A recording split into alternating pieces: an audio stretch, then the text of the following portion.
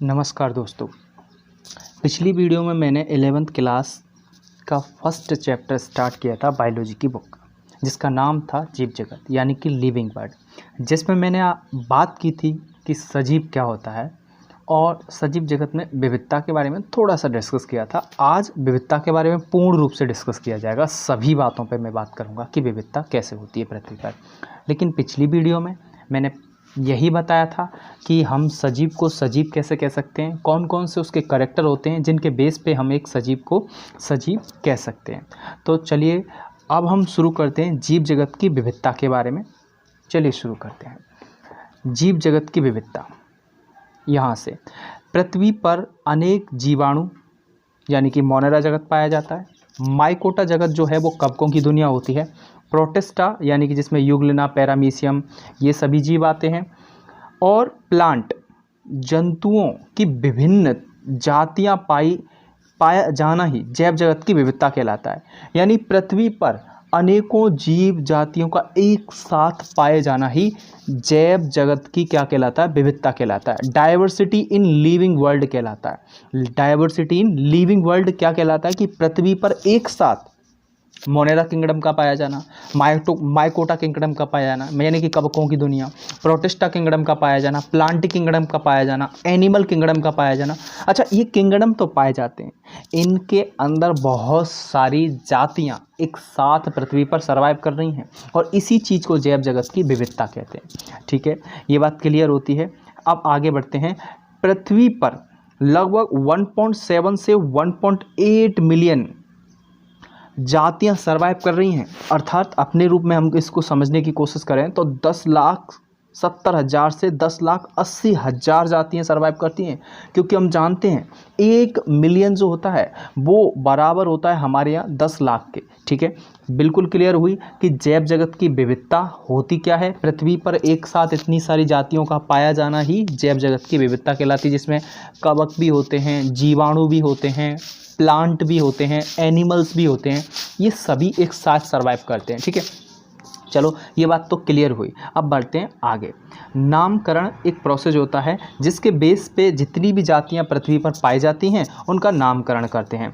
तो देखिए, ये जो नामकरण का प्रोसेस है जिसको हम नॉमेनक्लेचर इंग्लिश में कहते हैं, तो उसके बारे में अब हम समझाते हैं।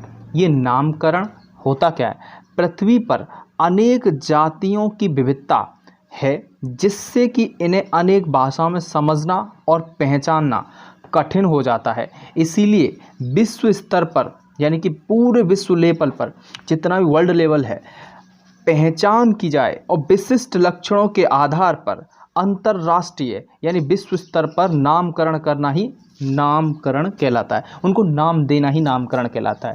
जैसे कि मैंने बताया कि पृथ्वी पर बहुत सारी जातियां पाई जाती हैं, तो पृथ्वी पर इतनी सारी जातियों का पाया जाना, फिर उनको हर स्टेट में, हर एक कंट्री में अलग अलग भाषाओं में बोला जाता है। क्यों ना उसका एक नाम दिया जाना चाहिए, इसी को तो नॉमेनक्लेचर कहते हैं। यानी विश्व स्तर पर किसी भी जाति को एक स्पेसिफिक नाम देना, एक स्पेशल नाम देना ही नॉमेनक्लेचर कहलाता है।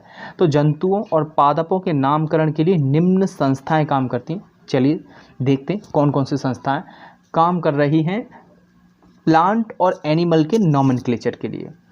सबसे पहली संस्था है प्लांटों के लिए, जिसका नाम है ICVN, जिसको कहते हैं international code of botanical nomenclature. यानी कि ये विश्व स्तर पर एक ऐसी संस्था है जो कि केवल प्लांट का यानी वनस्पतियों का नामकरण करती है। ठीक है, दूसरी संस्था है हमारे सामने ICZN, जिसको कहते हैं international code of zoological nomenclature. ये जंतुओं का नामकरण करती है, जितने भी विश्व में जीव जंतु पाए जाते हैं उनका नामकरण यही करती है ये संस्था। ठीक है, अब देखिए ICVN जो है, जिसका नाम है international code of the botanical nomenclature, जो कि वनस्पतियों का नामकरण करती है, पेड़ पौधों का नामकरण करती है, 1961 यानी 1961 में लागू हुई थी ये संस्था। ठीक है, 1961 में लागू हुई। ये क्लियर, कभी कभी एक ऑब्जेक्टिव क्वेश्चन यहीं से बन जाता है कि ICVN सबसे पहले कब लागू हुई, यानी 1961 में लागू हुई। और दूसरा क्वेश्चन ये भी जनरेट हो जाता है कि ICVN की फुल फॉर्म क्या होती है। ICZN की फुल फॉर्म क्या होती है और नामकरण होता क्या है, ये भी पूछ लिया जाता है। ठीक है, तो नामकरण की डिस्कशन मैंने अभी आपको बता ही दिया है कि नामकरण पूरे विश्व स्तर पर किसी भी जंतु को सरकार यानी अंतर्राष्ट्रीय संस्थाओं के तहत नाम देना ही नॉमेनक्लेचर यानी नामकरण कहलाता है। पृथ्वी पर अनेक जातियों की विविधता है जिनमें अनेक भाषाओं को समझना और पहचानना कठिन होता है, इसलिए विश्व स्तर पर किसी जीव का एक नाम दे देना और उसी नाम से सभी कंट्री के लोग उसको पुकारें तो इसी को नामकरण कहते हैं, यानी कि नॉमेनक्लेचर कहते हैं। अब बड़ी अच्छी तरह से लागू समझ में आ गया कि नॉमेनक्लेचर क्या है। अब हम बात करेंगे जो कि सबसे पहले जो वर्गीकरण का तरीका सबसे पहले सामने आया हम लोगों के, उसको क्या कहते हैं, उसको कहते हैं बाइनोमिकल सिस्टम यानी द्विनाम पद्धति। द्विनाम पद्धति एक ऐसा अच्छा सिस्टम है जिसके तहत जीव जंतुओं को स्पेशल प्लांट को और एनिमल को नामकरण किया जाता है, क्लासिफिकेशन किया जाता है। ठीक है, तो द्विनाम पद्धति की खोज सबसे पहले तो गॉसपर्ड वहीन नाम के साइंटिस्ट ने की थी, अपनी पुस्तक पिनॉक्स में की थी। यही क्वेश्चन पूछा जाता है, देखिए मैक्सिमम लोग गलत कर देते हैं इस क्वेश्चन को। क्वेश्चन ये पूछा जाता है कि द्विनाम पद्धति की खोज सबसे पहले किस वैज्ञानिक ने की थी और कब की थी, तो ज़्यादातर लोग कैरोलस लीनियस को टिक करके आते हैं, लेकिन वो गलत होता है। आंसर सही जो है गॉसपर्ड वहीन है और उसने अपनी पुस्तक पिनॉक्स में की थी और 1623 को की थी, यानी 1623 ईस्वी में ये खोज की थी। ओके, अब इस पर पूर्ण रूप से अध्ययन यानी एक्सप्लेनेशन और बेटर से बेटर एक्सप्लेनेशन जो दिया गया है वो कैरोलस लीनियस के द्वारा दिया गया है। तो अब हम आगे बात करते हैं मिस्टर कैरोलस लीनियस की, जो कि अच्छे साइंटिस्ट हैं जिन्होंने इसको पूरी तरह से उजागर किया कि द्विनाम पद्धति होती क्या है। ठीक है, चलो उसको शुरू करते हैं। ये है कैरोलस लीनियस। कैरोलस लीनियस को आधुनिक वर्गीकी यानी मॉडर्न टैक्सोनॉमी का जन्मदाता यानी फादर कहा जाता है। कैरोलस लीनियस को आधुनिक टैक्सोनॉमी का यानी कि मॉडर्न टैक्सोनॉमी का आधुनिक वर्गीकी का पिता कहा जाता है। इन्होंने द्विनाम पद्धति का सबसे पहले प्रयोग किया यानी एक यूज जो किया है, या फिर आप ये कह सकते हैं कि सबसे पहले अच्छी तरह से व्याख्या एक्सप्लेनेशन इन्होंने दिया था। सभी जंतुओं का, सभी पादपों के वैज्ञानिक नाम दिए इन्होंने, यानी कि साइंटिफिक नेम पहली बार दुनिया को देने वाले साइंटिस्ट मिस्टर कैरोलस लीनियस ही थे। ठीक है, और इन्हें इसीलिए Carolus Linnaeus is a father of binomial system. ठीक है, यानी कैरोलस लीनियस द्विनाम पद्धति के पिता कहे जाते हैं। ठीक है, क्यों? क्योंकि उन्होंने इस पर एक्सपेरिमेंट कर दिया। अब देखिए, पादपों के लिए इन्होंने एक पुस्तक लिखी, जंतुओं के लिए भी इन्होंने एक पुस्तक लिखी। तो इनकी पहली बुक का जो नाम है, जो स्पेशली थोड़ा ऊपर हो गया,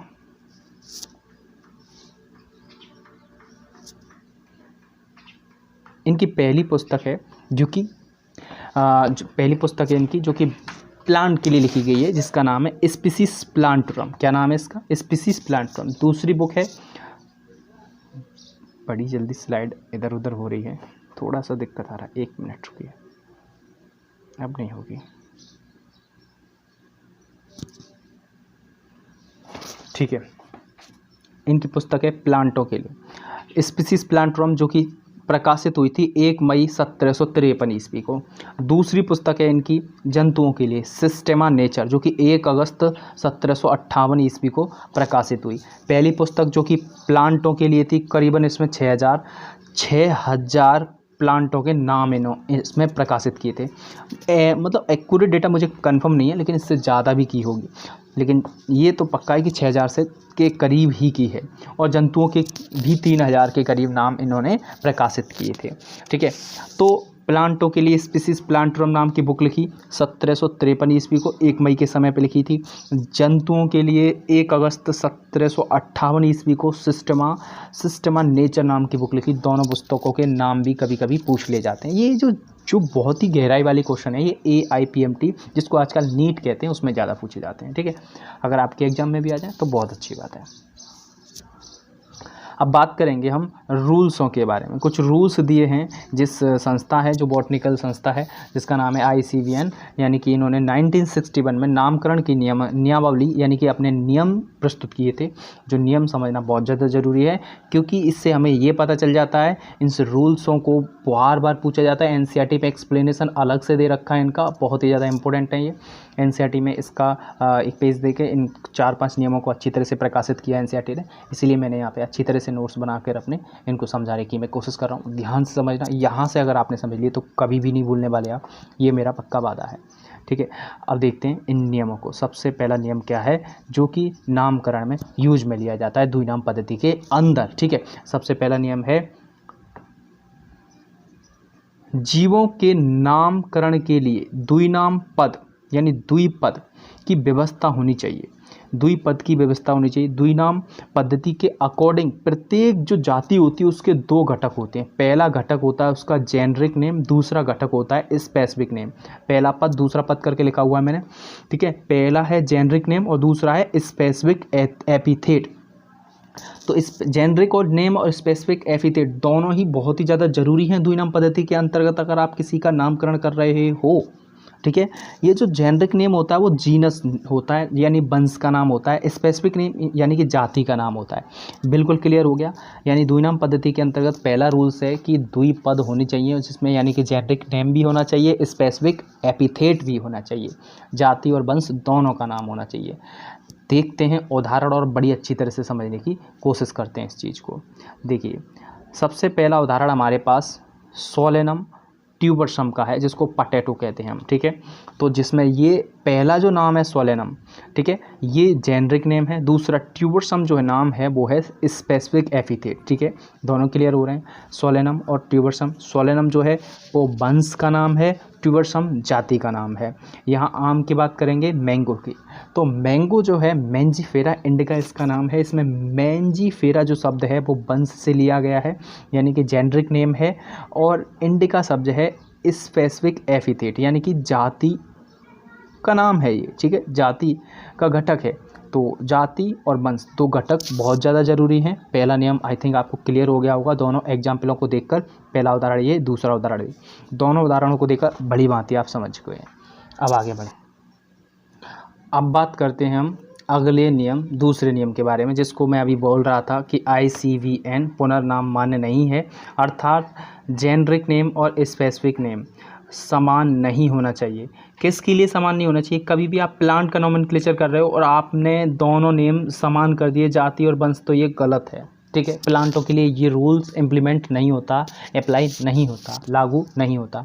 जैसे कि उदाहरण देख के समझ जाएंगे। मैंजीफेरा नाम गलत है, मैंजीफेरा इंडिका नाम करेक्ट है, क्योंकि वंश और जाति दोनों ही नाम अलग होने चाहिए। ये वंश का नाम है और ये जाति का नाम है इंडिका, तो दोनों ही अलग अलग होनी चाहिए, एक जैसे नहीं होनी चाहिए। मैंजीफेरा बिल्कुल गलत माना जाएगा, ऐसे नोमेनक्लेचर नहीं किया जाता, ठीक है। ओके, नेक्स्ट रूल्स डिफाइन करने से पहले हम आगे बढ़ते हैं, और ये एक चीज़ खास हम बता देते हैं जिसको मैं बताना चाह रहा था अभी। बट ICZN में पुनर्नाम मान्य है, यानी एक जैसे नाम मान्य है। वहाँ वंश और जाति का नाम एक जैसा चल जाएगा अगर आप जंतुओं का नामकरण कर रहे हो। जैसे कि सांप होता है जिसको बोलते हैं नाजा, इंडियन कोबरा, तो इंडियन कोबरा में नाजा जो शब्द है 2 बार आया है।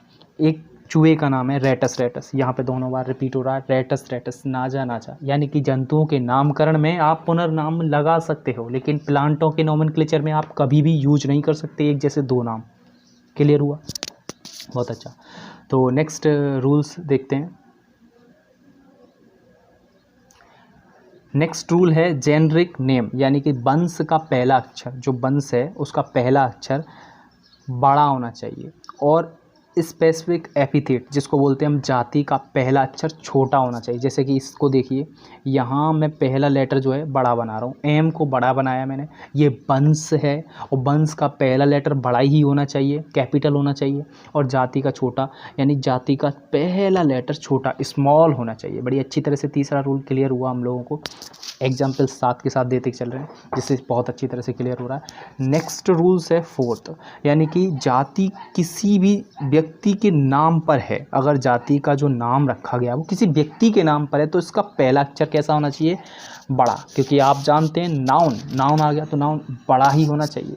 किसी का नाम जब आता है तो वो हमेशा कैपिटल लेटर से ही शुरू होता है। इसीलिए आइसोसेट्स और पेंटिल, ये पेंटिल नाम का ये साइंटिस्ट ने दिया था, तो ये जो है लेटर हमने बड़ा बनाया है यहाँ पे, ठीक है।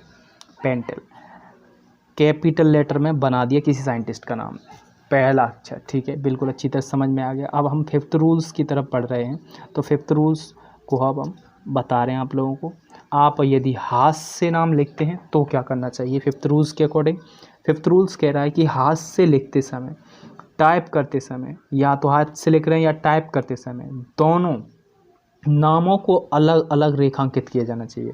यानी दोनों नाम अलग अलग लिखे जाने चाहिए, अंडरलाइन होनी चाहिए नीचे, दोनों के नीचे। अगर आप हाथ से लिख रहे हैं तब का रूल है ये, प्रिंट आउट करा रहे हैं तब का अलग होता है, किया जाना चाहिए। लेकिन छापते समय, यानी कि प्रिंटिंग करा समय, टाइप कराते समय, प्रिंटिंग कराते समय, छापते समय वैज्ञानिक नाम इटैलिक यानी तिरछी भाषा में लिखा जाना चाहिए। ये लैटिन उत्पत्ति को दर्शाता है।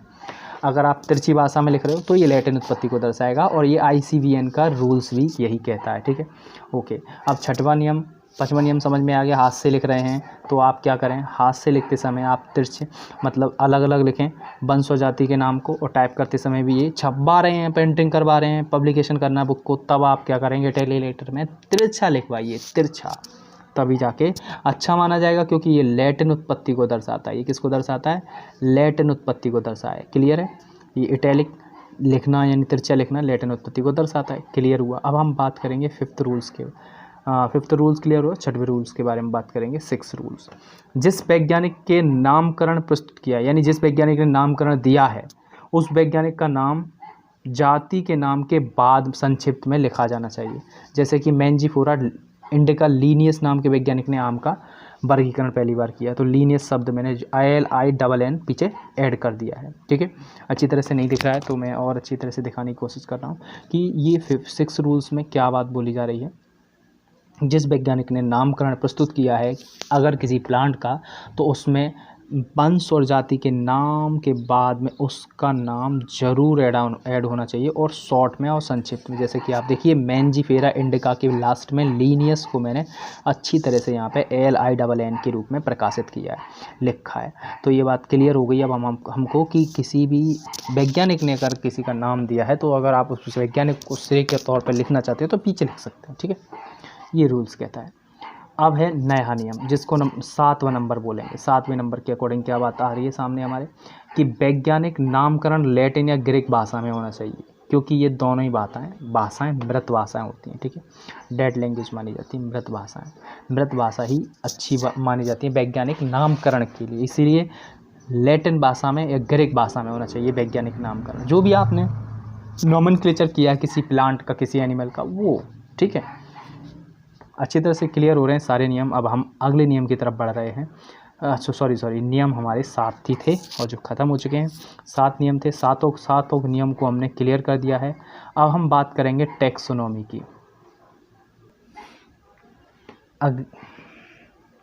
नेक्स्ट वीडियो में मैं बात करूँगा टैक्सोनॉमी के बारे में। अगला टॉपिक जो मेरा रहेगा अगली वीडियो में टैक्सोनॉमी रहेगा, इसी को मैं एक्सप्लेन करूँगा, ठीक है। यहाँ तक मैंने आपके सामने ICVN के रूल्स के बारे में बात की थी कि ICVN ने कौन कौन से 7 नियम दिए हैं जो कि हमारे लिए बहुत ही ज़्यादा इंपॉर्टेंट होते हैं, क्योंकि NCERT इनको कवर करती है, ठीक है। इसीलिए अगली वीडियो में मैं बात करूँगा टैक्सोनॉमी के बारे में कि वर्ग की क्या होती है, ठीक है। तब तक के लिए थैंक यू दोस्तों। अगर मेरी वीडियो आपको अच्छी लगी है तो शेयर करें, सब्सक्राइब करें एंड लाइक करें, और कमेंट भी करें, ताकि हमें पता चले कि आपको किस प्रकार से और क्या क्या कंटेंट चाहिए, ठीक है। थैंक यू मेरी वीडियो देखने के लिए।